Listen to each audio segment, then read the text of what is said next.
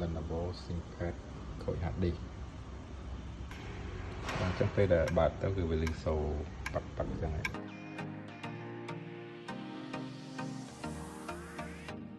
hard disk របស់វា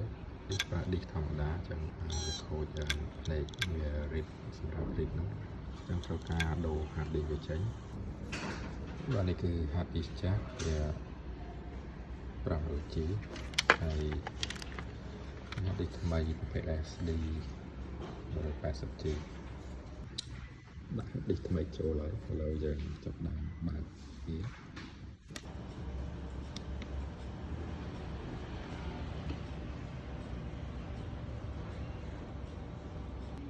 hard disk ដាក់ថ្មីស្គាល់ហើយនេះ hard disk 108តែដាក់ឃើញតែ 167G មក Intel អញ្ចឹងបន្តទៅនឹងតម្លើង Windows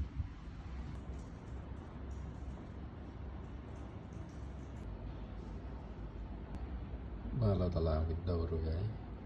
CPU គឺ Core i7 ចំនួនទី5 RAM 4G ចឹង RAM រៀងទូតិចហើយ